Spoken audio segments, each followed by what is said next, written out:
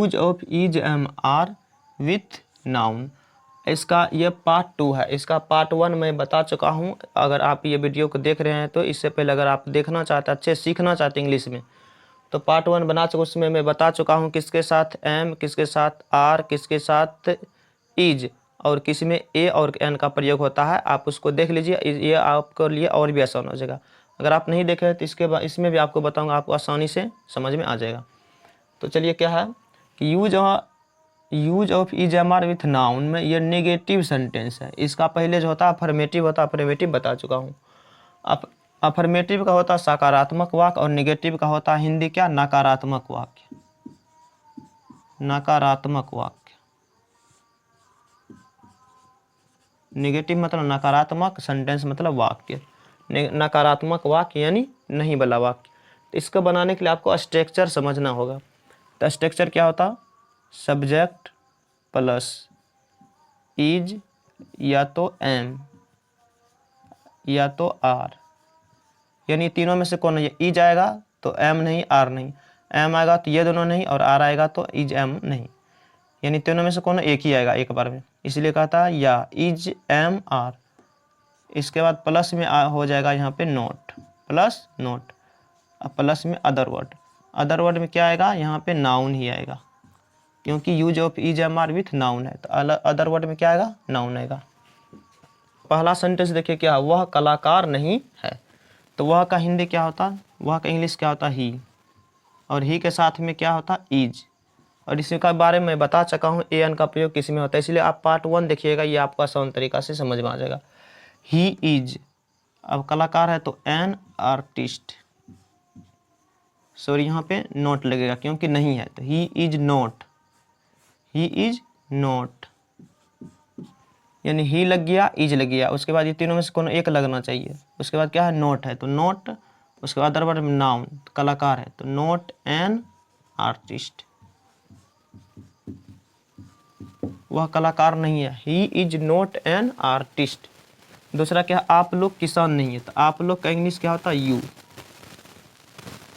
You के साथ में आर, तो यू आर, यानी सब्जेक्ट हो गया, आर लग गया, यानी ये तीनों में से कोनो एक। उसके बाद क्या है, नोट है तो note, you are note.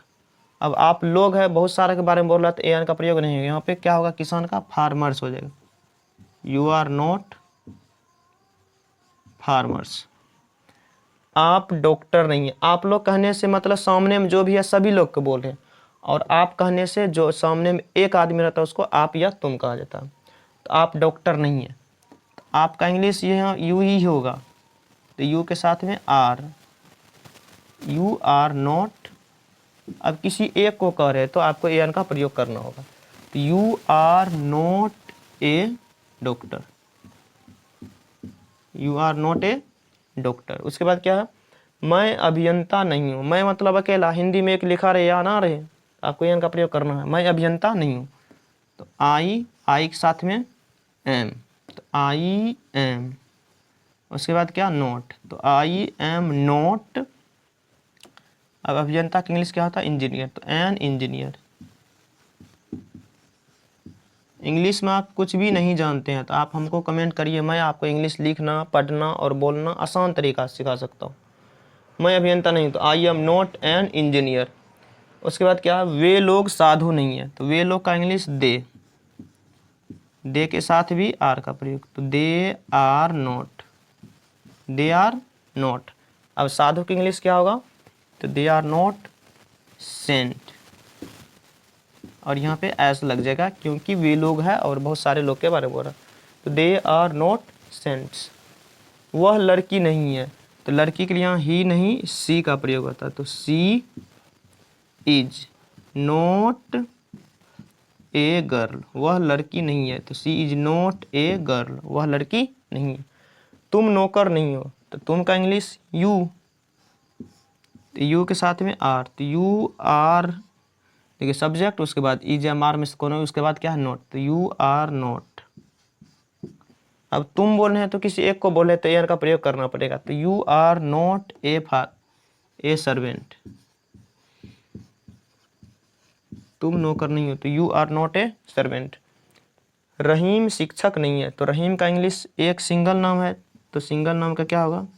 RAHIM। Rahim single नाम है तो इज, तो Rahim is not, Rahim is not a teacher.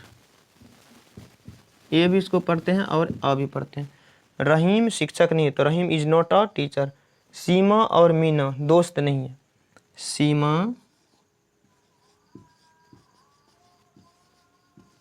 And Meena, Seema and Meena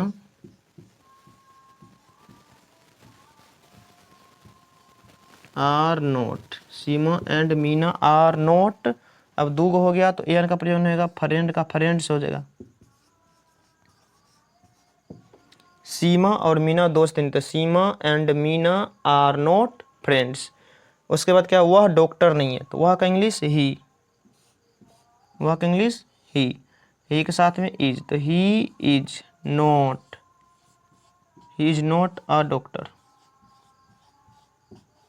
he is not a doctor. तो देखिए क्या बना लिए।